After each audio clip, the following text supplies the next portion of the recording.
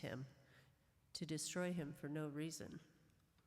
Then the accuser answered the Lord, "Skin for skin, all that the man has he will give for his life. But stretch out your hand now and touch his bone and his flesh, and he will curse you to your face." The Lord said to the accuser, "Very well, he is in your power, only spare his life."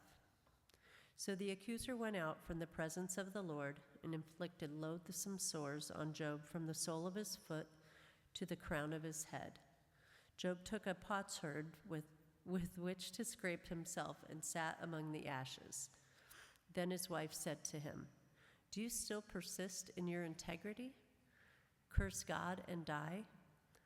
But he said to her, "You speak as any foolish woman would speak.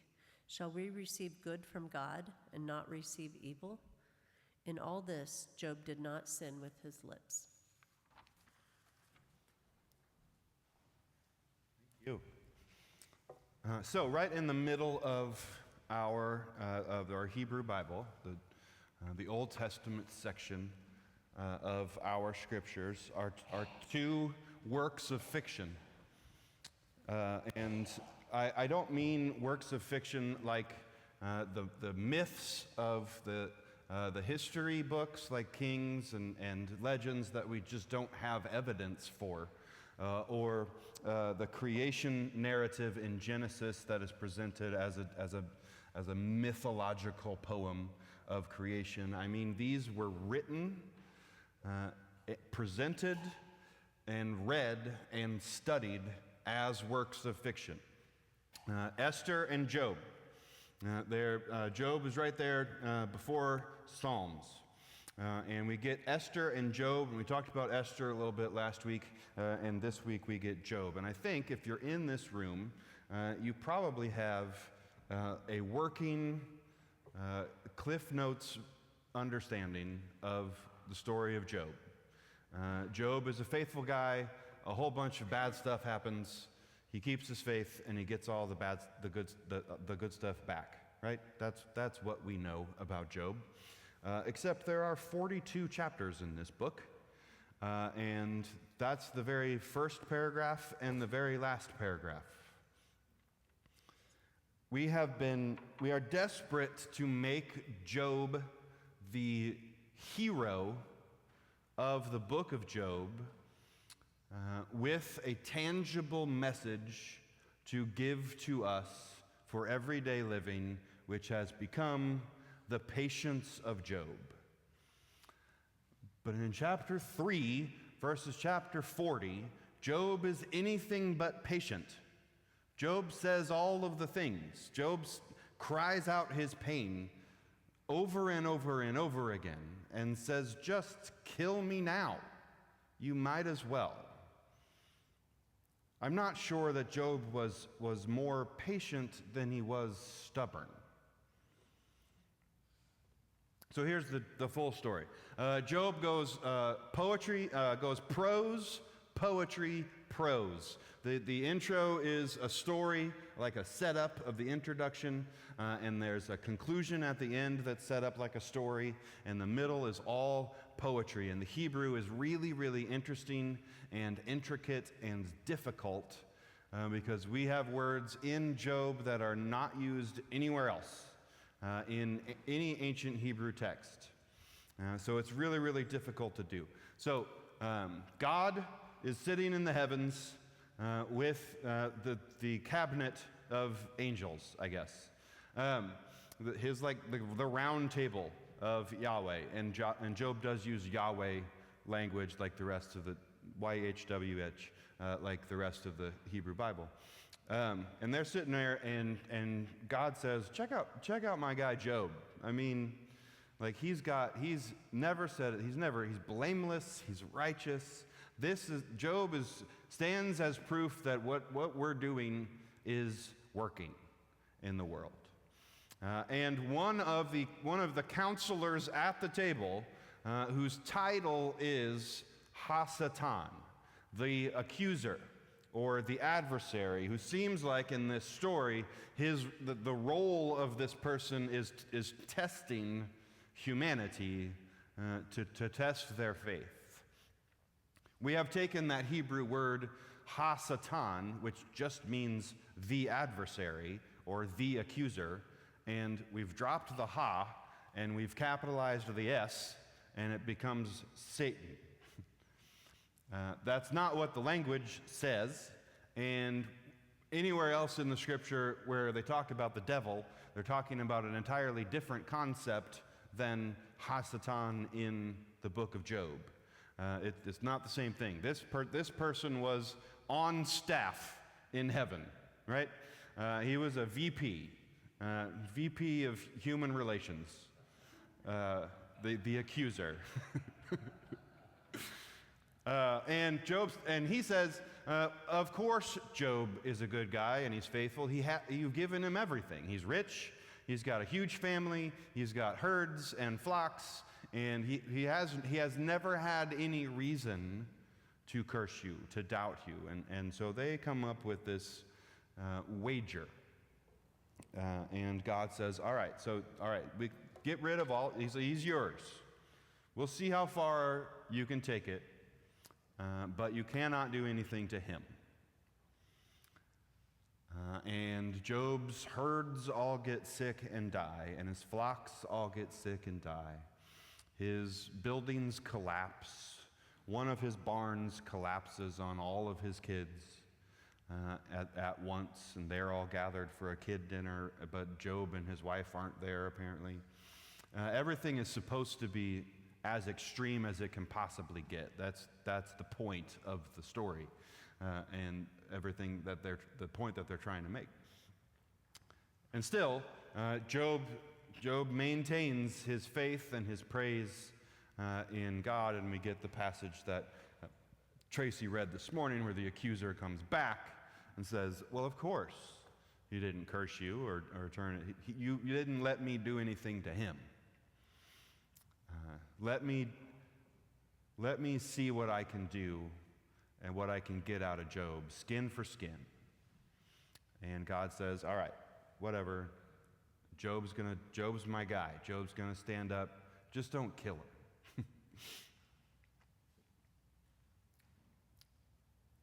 So the end of the prose is Job sitting here without any family, boils covering his body. His wife says, just give up, so I can move on. Like, just curse God and die so I can get on with my life and my grief. And I have also lost all of my children, but that doesn't get mentioned in the story.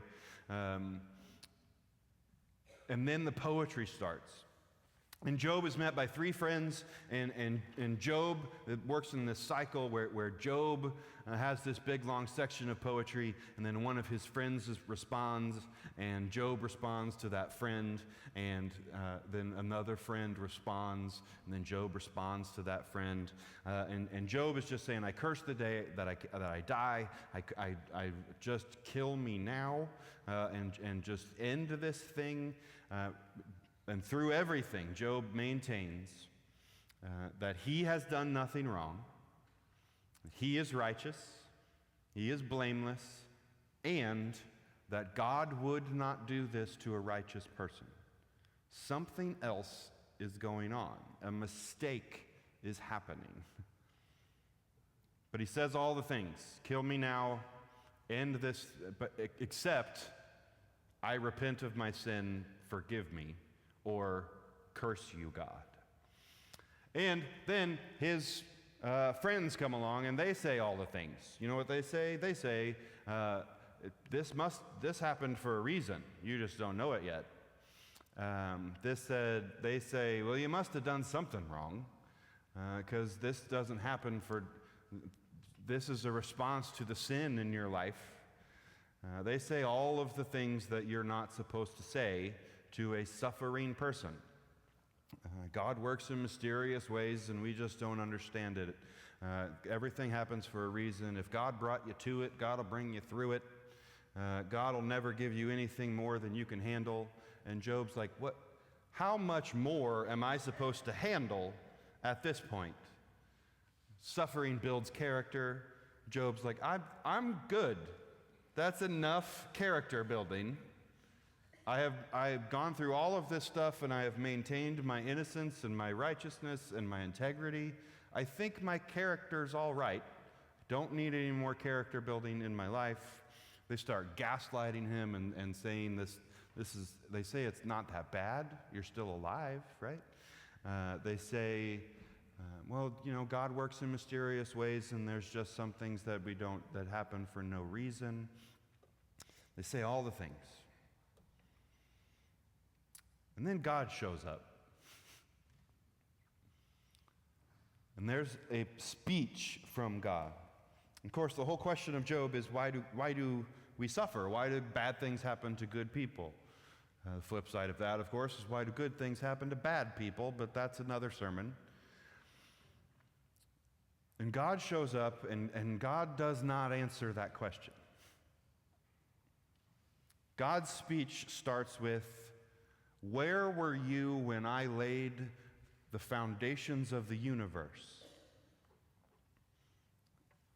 And then it goes through this intricate praise of creation and nature in the ancient Near East. It says, Job, do you know where the eagles roost in the wintertime? Do you know when the mountain goats foal or kid, I guess? Do you know when the mountain goats kid and give birth? And just this list of intricate, actually specifically listed animals of going through their times and their migrations and their births and their deaths. And it says, until you can tell me where the corners of the universe are, just relax a little bit. Because I know where they are. I put them there. And then Job says, Job does not say, I curse you, God, or I was wrong and you were right. Job says, you're God and I'm not, basically. Job was right, and Job won the bet, I guess, and he gets more flocks, and he gets his health back, and he gets his work back, and he has more different kids. He doesn't get his kids back, but he has different kids with his wife, and lives for 150 years in Old Testament speak, has more time on this earth. And interestingly enough, when God shows up and says to the three friends, everything you said was wrong. Everything you told Job about me was wrong. And Job is the only person who said anything correct about me. Job is presented as a fable, a tale with a lesson, a moral story that raises more questions than it answers, that leads us into conversation and discussion and thought. That's how it was written. That's why it's in the Bible. The question is theodicy, by the way. That's your seminary word for the day. Theodicy is the question of suffering. Why do bad things happen to good people? But Job asks these questions about life and about suffering and about prayer and how prayer works and what it looks like, about God's sovereignty and what that actually means. If we're talking in universal cosmic terms, what does God's sovereignty mean? And like Job, does not answer the question of suffering and evil in this world. Neither am I. This is not a why do bad things happen to good people sermon. We are at the tail end of a sermon series about building the building blocks of a well-lived life. And one of the questions that Job raises is, where does Job's integrity come from? That Job must have had some immense depth of foundational grounding practices in his life, that when the bad things came, that he was rested and he was grounded in those practices. That's Job's foundation. So we're going to talk about good practices this morning. We've had a good name, we've had a good mind, we've had good people, we've had a good cause, and this morning is good practices. I don't think anybody actually likes to practice. No one enjoys it. Athletes want to be in a game. Musicians want to be in a show. Scientists want to be in a lab. We want to be doing the thing that we're doing, right? That's the fun part. That's the thing that's in our heart and soul that we want to pour out. We don't want to be sitting in a room somewhere running our scales for 3 hours, right? Nobody wants to be doing that. We want to be playing the music. We want to be on stage and in the show. Sometimes I like thinking about like the absolute, like the coolest, like Jimi Hendrix, like the coolest rock star in history, or like the darkest death metal Scandinavian rock band in the world, like all in demon makeup and gear and sitting in a practice room somewhere, dressed like a devil, just running their scales like a musician, because they still have to do that, right? Like they still have to practice. They still have the building blocks, and there's like blood coming out of their mouths and stuff, and there's fire and everything, and they're talking about like music theory and arrangements of their songs, or like Jimi Hendrix is like the coolest person in the entire world, but like for 30 years he was just running guitar scales. That's how he got so good. No one likes practices.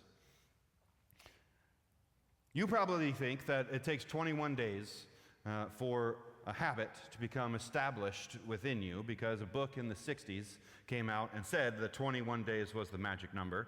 That has been debunked since then, and there was a study that came out of psychologists and sociologists that said it is absolutely and completely variant and dependent on the person and the habit and the situation that person is in. And they did habits and forming something where a routine becomes a habit, and it was anywhere from 18 days to 250 days in order for that to become muscle memory and an ingrained habit in your life.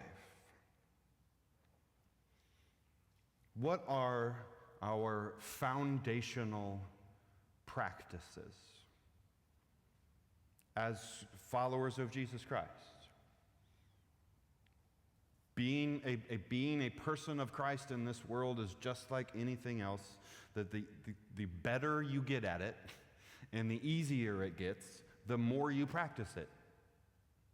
And Job must have had this solid rock of foundational work so that he didn't absolutely lose his mind through all of this. You might have heard this called spiritual practices. You might have heard this called spiritual disciplines in your life. In the United Methodist Church and in the John Wesley tradition, we call them means of grace. Everything that John Wesley was concerned with was about experiencing God's grace in our lives and in the world. And even if it was a practice that we did, that we performed, it was about receiving the grace of God. So the means of grace are those practices, those spiritual disciplines that might guide our life. There are works of mercy. You see that at the top. And there are works of piety.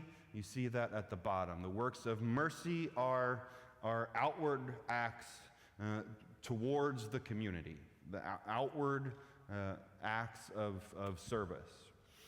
The works of piety are our holiness work, our self-care and self-work.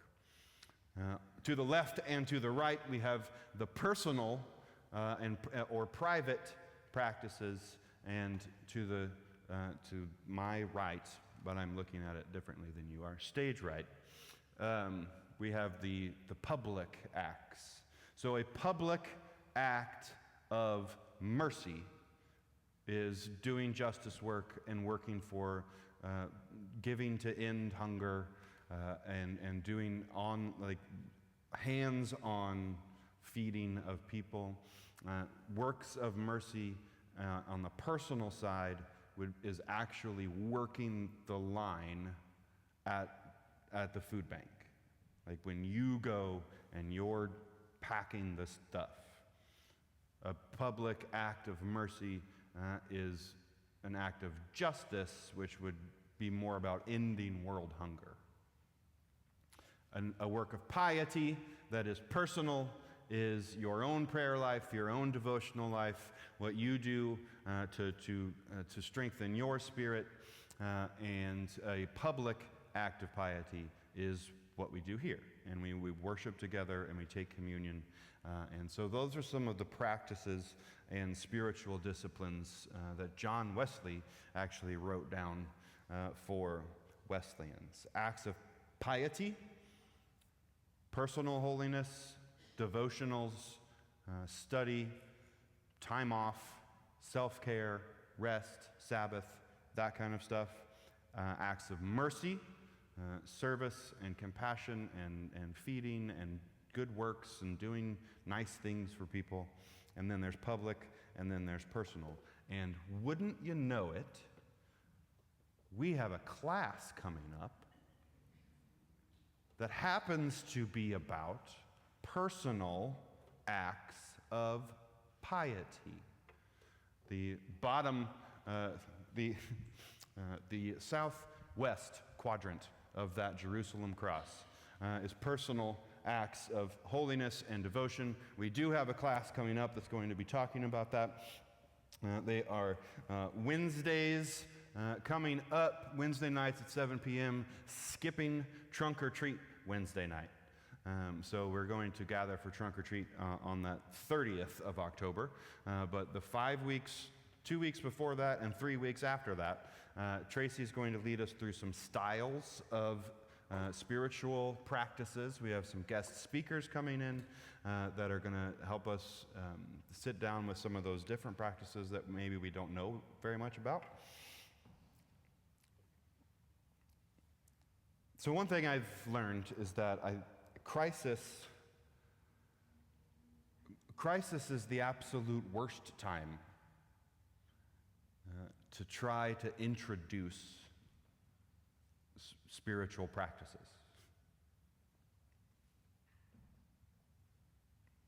It's the maintenance. It is the prevention and the preparation that meets that crisis.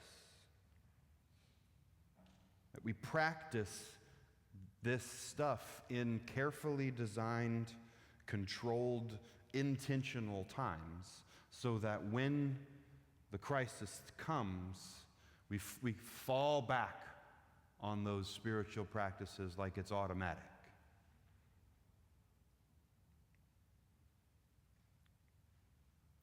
Most New Year's resolutions are done before January 14th.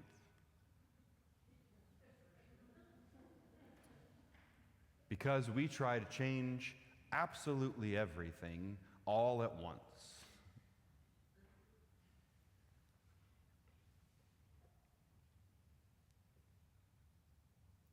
I remember there's a Saturday Night Live skit when Adam Sandler hosted. This is not anywhere on my script. Adam Sandler came back and hosted, and they gave him this skit as like a travel agent, inviting people to come and do his tour of Italy. And he says, remember, if you're sad now, you might be sad when you get to Italy. Like, don't complain about this vacation not taking all of your problem. If you're sad now, right now in your life, you might be sad in Italy. Going to Italy is not going to take all of your problems away like a magic wand.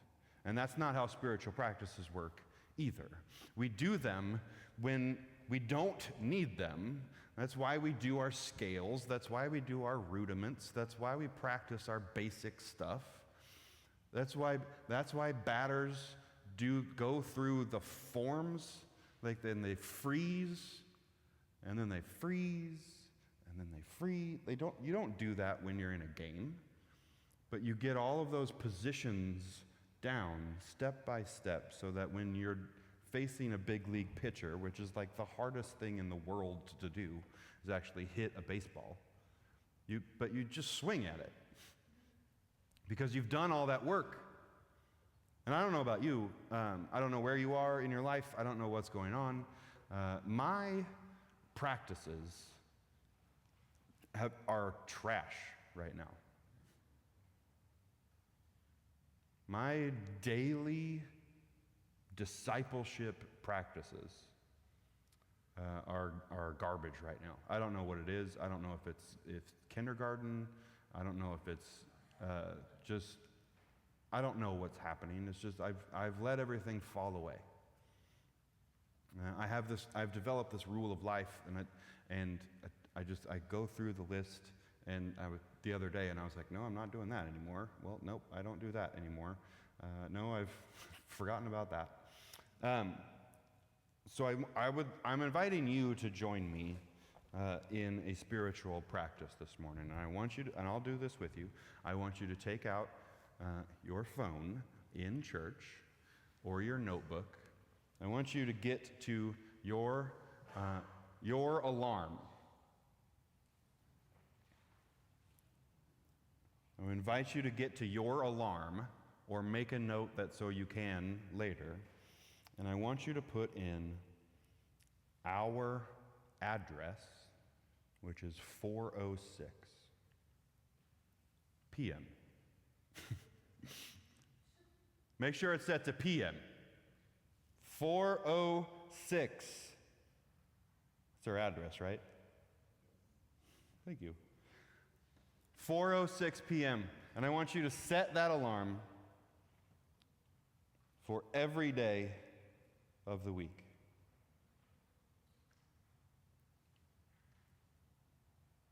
Now, with me, together, all of us here, everybody at home, we'll email this out tomorrow. We'll put this on the Facebook page, that we know that at 4:06 p.m., even if it's for 30 seconds, that Keystone is praying. For whatever it is, if it's just a word, just a moment that you take, that you join me, that at 4:06 p.m., Keystone is going to be in prayer. And we're going to do that for however long we want to do it. But we're going to do that for a week, and we'll see how we feel next Sunday morning when we come back together. Job asks a lot of questions. I think one of the things it asks is, what did this guy have in his life established that he was able to hold on to this integrity throughout this story? He must have had an absolute bedrock of strong spiritual and faithful practices in his life. Habits, routines, practical things that set up, that said when everything goes to hell, we can hold on and say, no, this is wrong. God doesn't do this. God is with me. We're talking, right?